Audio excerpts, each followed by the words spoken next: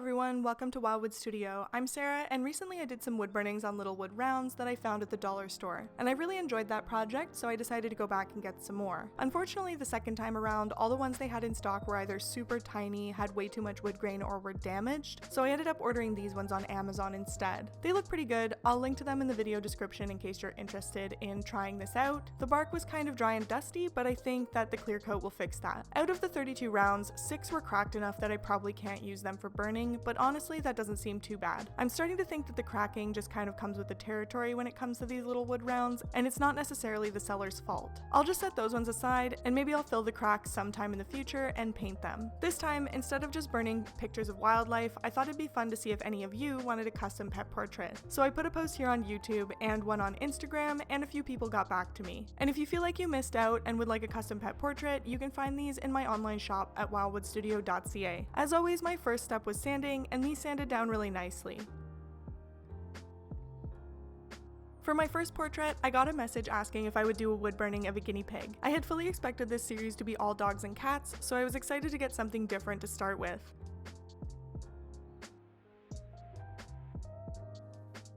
So this is Renji. He's 1 year old and apparently more like a puppy than a guinea pig. Instead of being shy or timid like most guinea pigs, he runs up to the edge of his cage for pats every time he sees his people. He won't even eat his veggies until he's had a pat. He also loves sitting on the couch and watching his humans play video games, which is so cute. I used to have a chinchilla with tons of sass who loved it when anyone played the guitar, so I totally get how much personality these little critters can have. I was sent a few photos of Renji to choose from, and I picked the one that felt the most dynamic. Guinea pigs are adorable, don't get me wrong, but they do kind of have log-shaped bodies, so it can be tricky to find a really engaging pose. I had the same issue when I burned a portrait of my chinchilla, since he was basically a fluffy pom-pom. I chose a round that was a little wider to suit the photo and started with burning his eye. Then I decided to fill in the background. I love doing a dark background, I think it makes the piece more dramatic. Renji's coat is fairly dark, so I could have left the background lighter, but in the end I think the contrast works. These rounds were definitely easier to work with than the dollar store ones. I'm not sure what kind of wood it is, but it was a lot more consistent. That said, it still had its challenges with the uneven grain. Some areas burned a lot lighter or darker, even with the burner at the same temperature, and I had to fight the circular grain a bit. But like I said, it was better than the dollar store wood, so I would definitely recommend these if you want to try out this project. I'm using my razor tip wood burning system for this piece, and all of my tools are linked below if you're interested. I also included links to my camera and lighting setup, plus a few more budget-friendly wood burning tools. Once the background was done, I moved on to the fur texture using my spoon shader. Renji has a speckled brown coat, so I tried to capture some of that in the texture. His standout features are his white nose and one nostril, which is darker, so I made sure to work those into the burning. This is where you'll really start to see what I meant about the grain. It created these circular stripes through parts of the fur. To deal with that, I went back over the lighter areas and tried to blend them in. This is something I definitely think I got better at over the course of the 4 portraits that I did on this wood. Part of the reason I picked this photo is because it's a 3/4 view of Renji's face. Head-on or side profile shots can be nice, but a 3/4 view tends to have more natural depth and shadow, and that just gives the portrait more dimension. I also like working from photos with side lighting when I can get them, and of course, since this is my drawing, I can always add or enhance shadows to make the piece more dynamic, but it's just easier if they're in the reference to begin with. To create more separation between Renji and the background, I used my knife tip pen to add a feathery outline around him.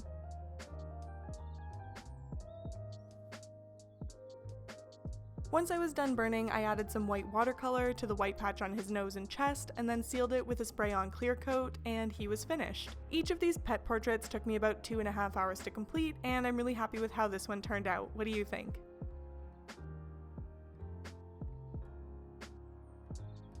Next, I got a message about Peterson. He is a 7-year-old black cat who was born on a farm and originally came to his family's life as their roommate's cat. But when the roommate said he couldn't keep Pete anymore, he'd already stolen their hearts, so they adopted him.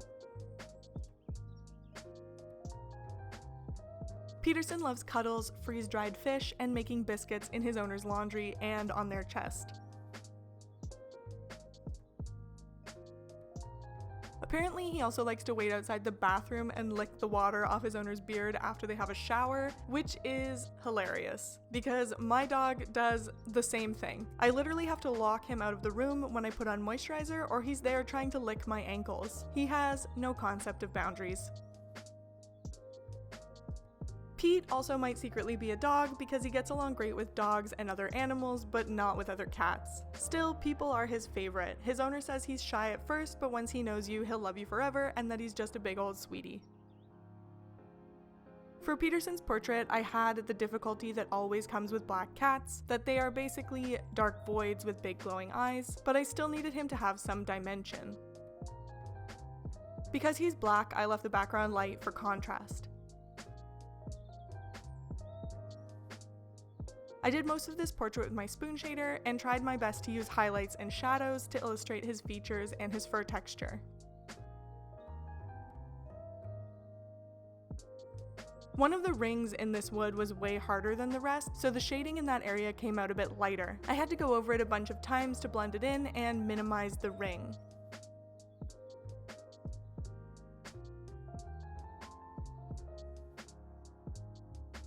One of the most important things when burning any animal portrait is to avoid hard outlines, except maybe around the eyes. I made sure to feather the edges of his face and his features like his mouth to keep everything looking soft and natural.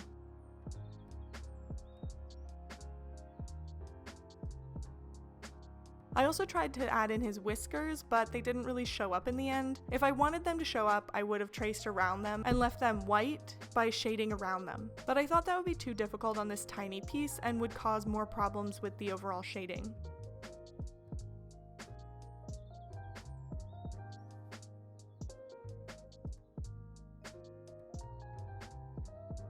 Once the burning was done, I decided to paint his eyes. Pete's big green eyes were such a standout feature in his photo that I had to include them, and I really think it brings the whole portrait to life.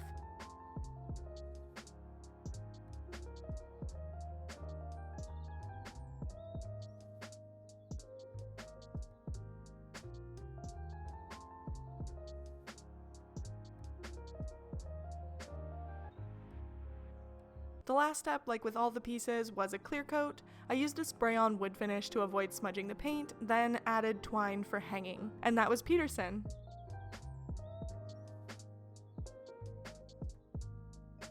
Next we have Nikita. She is an adorable little dog, and this one is going to be a memorial portrait. Nikita's family rescued her from a shelter where she'd been brought after a dog catcher found her in an abandoned building. She had been left in a crate that was too small for her and had injured herself trying to get free. Her new family went to the vet, got medication to help her fur grow back, and brought her home. She bonded very strongly with them and was apparently a total daddy's girl. Unfortunately, Nikita was later diagnosed with cancer and passed away, but her family says that they'll never forget her.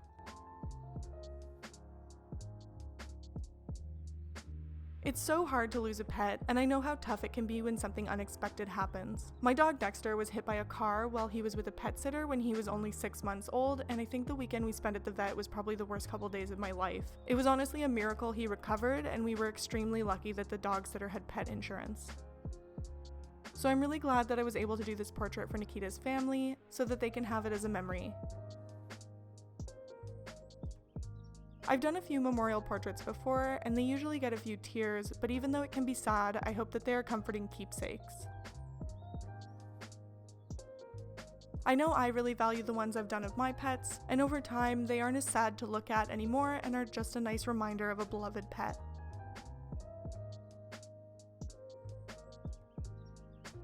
The photo they sent me was really cute. I cropped it to fit the small sized round. I would have loved to include the whole picture, but because the burning is so small, I didn't want to lose the details, so I just did her head and shoulders.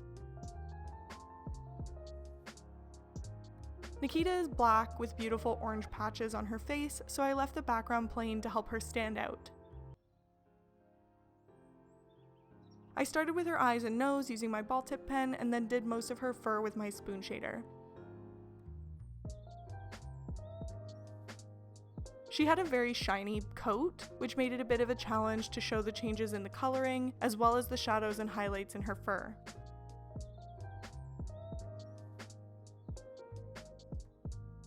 One thing I would recommend if you're trying to burn a pet portrait, when you're drawing your pencil guidelines, outline the features like the eyes and the nose, but also outline the general shapes of the shadows and highlights, and then use those as a guide for your shading. In the end, I decided to add some color because her markings felt like a really important part of her. I used watercolor to add some orange and brown to her face, and a bit of gray and white to highlight her black fur. It's more paint than I used on the other two portraits, but I think it really helps with the likeness, and I'm really happy with how it turned out.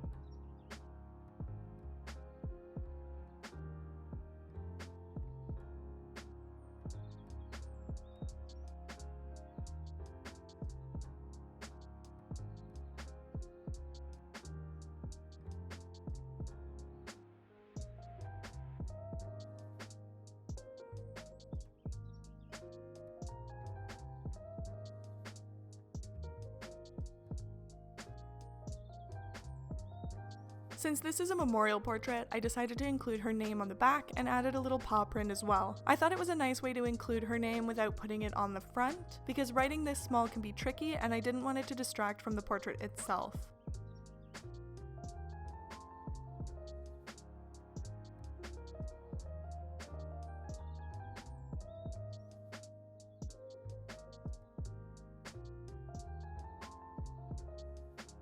I outlined the paw print with my knife tip pen and then filled it in by stippling it with my ball tip pen.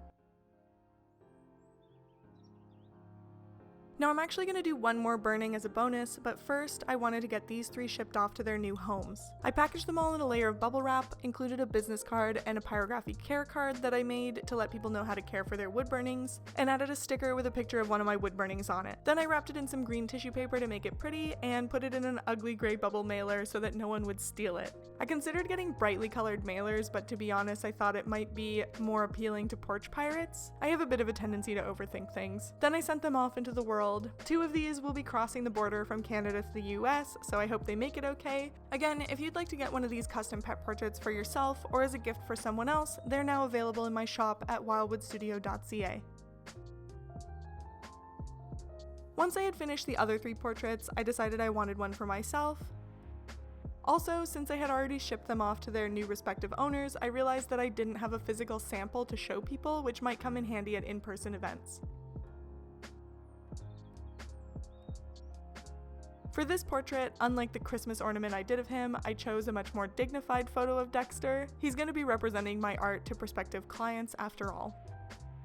Dexter is a Pomeranian, and no matter how much we've tried to train him, he definitely barks like one, that is to say, more often than we'd like, but otherwise he's the best dog I could have asked for. He's pretty smart despite the head injury, knows lots of tricks, comes when we call him most of the time, and even picked up some commands that we didn't mean to teach him. It seems a bit rude, but if you tell him to get out, he will promptly exit the room he's in by the nearest door, which I find kind of hilarious. Like most dogs, he loves things that are bad for him and can definitely tell the difference between when I go to the fridge for a bag of milk and when I take out the cheese. He's also become a big cuddle bug as he's gotten older, and if one of us takes a nap, he's always right there asleep on our feet.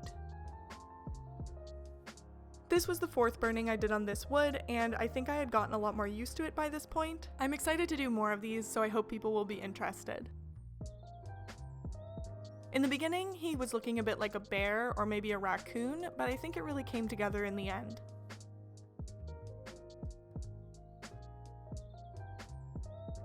Honestly, I find there's a moment with most art projects where I'm not sure how it's turning out and I just want to throw it in the garbage, and I just have to push through anyway. Usually it works out in the end. I started with his eyes and nose using my ball tip pen, then shaded the rest of his fur with my spoon shader.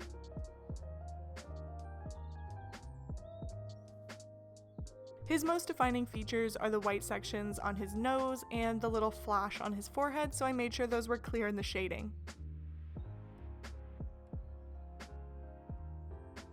Dexter is a light brown orange color, so I burned the background dark to help the portrait stand out, and I think that contrast really helped.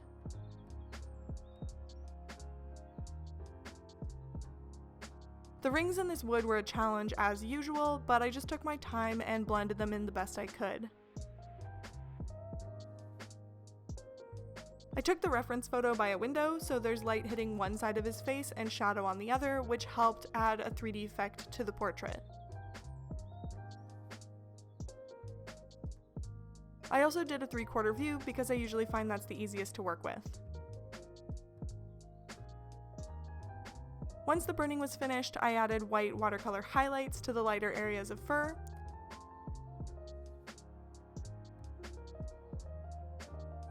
The clear coat I used does darken the wood a little bit, so I find the white paint helps maintain that contrast. One more reminder to check out my website if you want a custom pet portrait like this, and as always, please let me know what you think in the comments. I'd love to know which one is your favorite. Also, please make sure to like this video if you enjoyed it, and subscribe to my channel so you don't miss all my future art videos. Here are some pictures of all 4 finished burnings. Thanks for watching, and I'll see you next time.